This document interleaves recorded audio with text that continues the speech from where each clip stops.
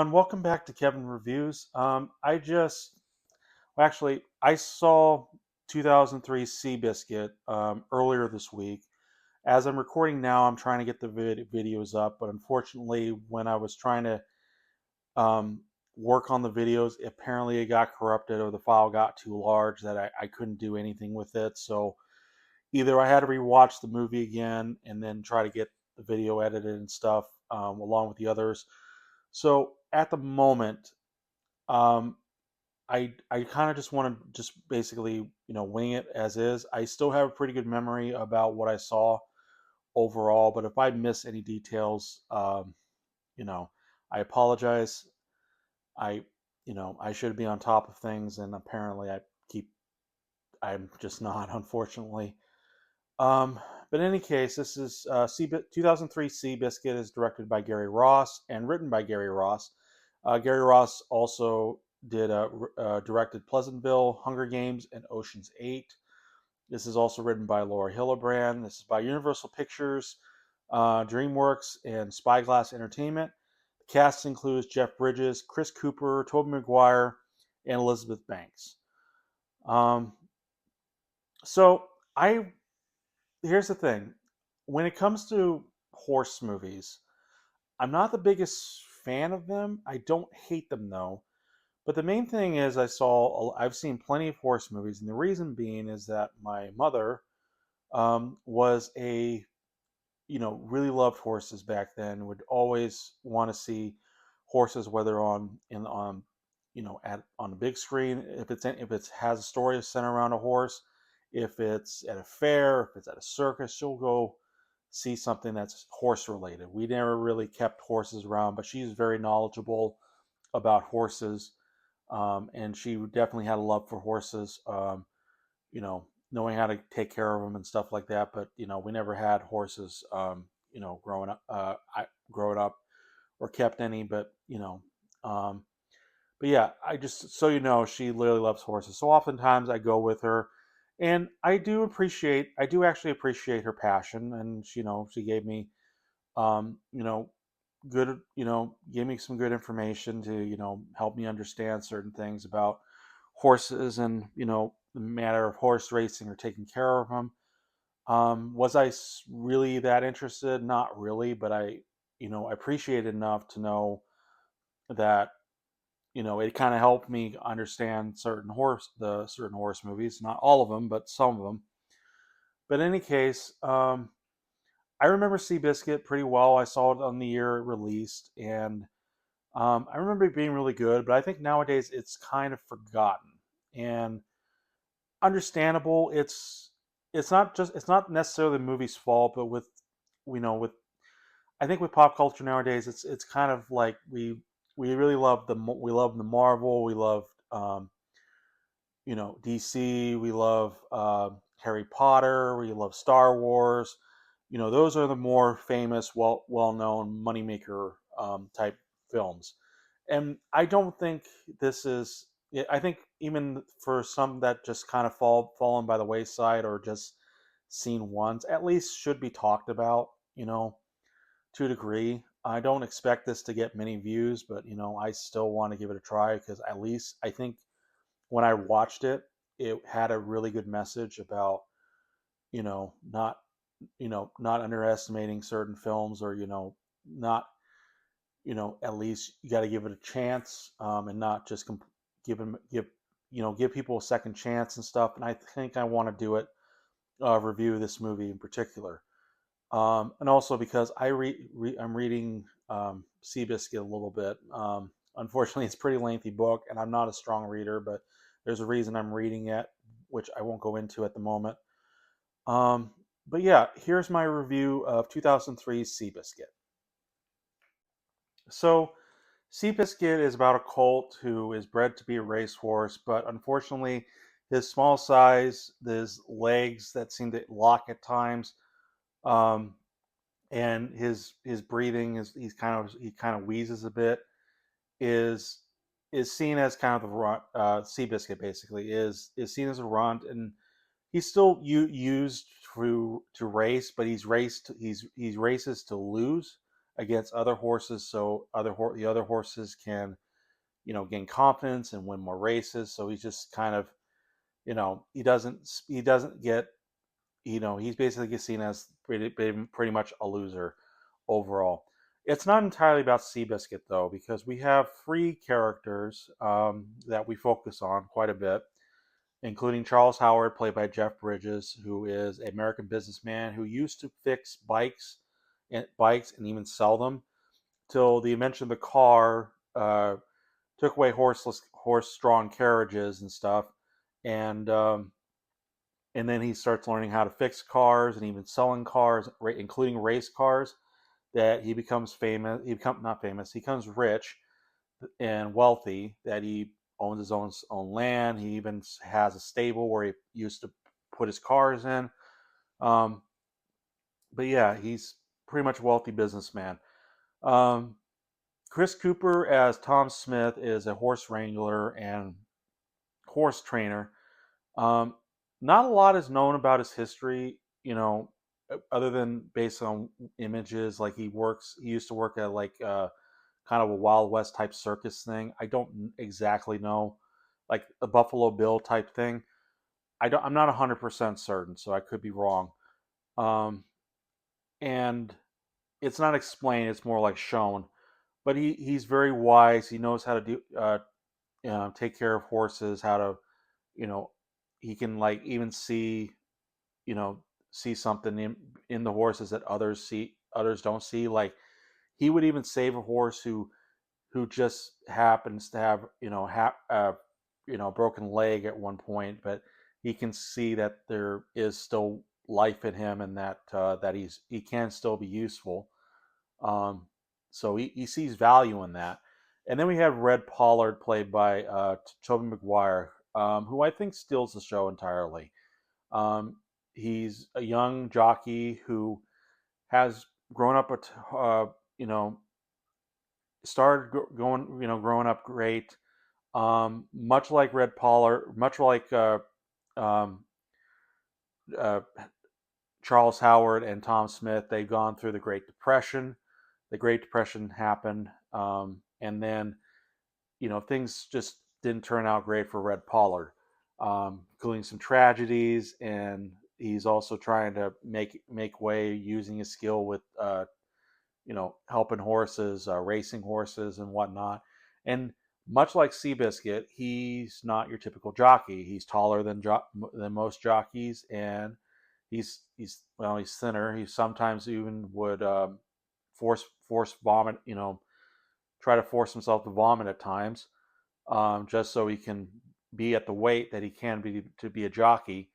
The other thing is he's blind in one eye, so which is kind of difficult for him in racing, which you will see in the movie. Um, but in any case, I think that's it for the story. I think I probably went on too long for the story, but yeah, there is a reason for that, because the movie is about Seabiscuit, but Seabiscuit does not come into play till like 45 minutes in. The rest of the first 45 minutes is focused on Charles Howard, Tom Smith, and Red Pollard. Mostly Red Pollard and Charles Howard. Tom Smith kind of comes up at times, but he's still an integral part to the story. But these are how these three got together, where Charles Howard buys Seabiscuit at a low price. Um, Tom Smith sees something in him that seems something great, and Red Pollard has this connection that both seem very relatable, because of their issues and problems and even attitudes, because they have pretty aggressive attitude at times. um, that they seem like a perfect fit, and it's a rags to riches story, um, about keep going, keep fighting despite what happened with the Great Depression, just you know beating them down. It's whether you can keep going, and keep going, keep fighting, or pack up and go home and forget your dreams. So it's a very inspirational story. I'm sorry if I'm going off all over the place, but Trying to make it clear. But yeah, the 45 minutes is basically about um, the three characters that eventually meet. Um, Unfortunately, if you do, it is kind of it's not bad. I do care, but the thing is, the story is pretty muddled and jumbled with trying to focus on these three on the first three on the our three characters before Seabiscuit. Um, it's not bad. I mean, I can totally understand because it's supposed to be like Seabiscuit's supposed to be this symbol of people who are downtrodden or who are just out on luck, that it inspires them to basically keep going, have hopes and dreams and stuff like that. So it's inspirational, and that's why these three soon come together. It's like fate, basically. Um, but it is if you that's if that's if you're just wanting Seabiscuit, it's going to take a while, and it's not bad. The performances are not bad overall, but it does feel like it drags. And there's also the documentary style, like black and white still pictures of certain events, like the invention of the car, the Great Depression, and then there's moments of people listening to Seabiscuit on the radio, which is not bad. I mean, I think when I read the book, it is pretty lengthy and very descriptive, so maybe that's why they're trying to fit that in. But had they focused mainly on Red Pollard, I think that would have been enough um, of a movie on its own that would keep people interested and maybe consider this a great film. But since they focus on the other two as well as Red Pollard, it it just feels overstuffed. I think overstuffed overall, but it still at least has meaning. It's meaningful. It's inspirational. It still keeps you at least invested enough to see where things go. Unfortunately, as the movie goes, it does go into two endings. One of which I would say should have been kept, and then the other story could have been scrapped for all I know, involving the an unbeatable horse that Seabiscuit has to face against. I think his name is Grand Admiral. I could be wrong. Um, but if they had focused on that, because that's a kind of a big deal, this unbeatable horse, this like perfect horse they're calling it, against this other horse who wasn't seen as much of a racehorse at all, and yet, you know, we get to see that story unfold. But then that ends, and then we get this other story about I don't even want to go into it, but I mean there are a couple like shocking moments that happen in the film, um, that I will admit it when I first saw it, I think it was pretty brutal to see. But rewatching again, it does feel like it's just filler, and maybe I missed something. Maybe I missed their importance. I mean, the message is still there. It sometimes even comes full circle with another character involving a tragedy that happened to him. Um, but overall, it could have been scrapped. It could have been scrapped, and either that time could have been placed on trying to make sure that Seabiscuit wins the race against this unbeatable horse, Grand Admiral. Um, but yeah, so it just does seem a little forced, but it's still not a terrible movie. Um, let's see. I gotta cut here for a sec. Okay, I'm back. So yeah, unfortunately, I gotta cut when I'm close to my time limit. But in any case, yeah, I don't think this is a bad movie. I think it's definitely has been forgotten over time. And the way history's been kind of been, whether good or for bad or good or for worse, it's I think it's still at least important film to check out at most.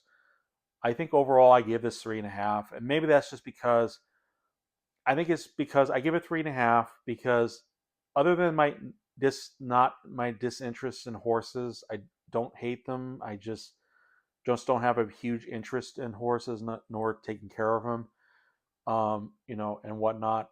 But again, the story for a 2 hour and 20-minute movie, there's just elements of the story that could have been stronger, a bit more maybe linear, that could, at least keep you invested enough and keep things flowing naturally.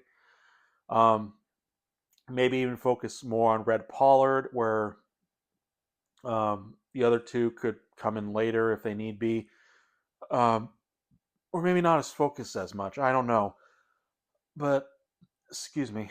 So I think, yeah, I'm gonna give this 3.5. And yeah, again, if they had removed the ending of it, which is still good, it's not a huge issue, but still, if they got rid of it, it would have been probably better. It would have mattered a little bit more, I think, for majority viewing audience. I think for even for me, but I give it 3.5 stars overall. Not a good movie, but not the best movie, not the best inspirational movie I've seen, but it's still well worth your time if you get a chance to see it, despite it um, being a film in 2003. So, but yeah, what are your thoughts on Seabiscuit? Leave in the comments below. Like or dislike the review. It's fine. I mean, we have the dislike button for a reason, so it's totally fine. I'd be sad, but be fine. Click the notification bell, and so feel free to subscribe to my channel. To see more reviews, and I will see you guys in the next review. Bye.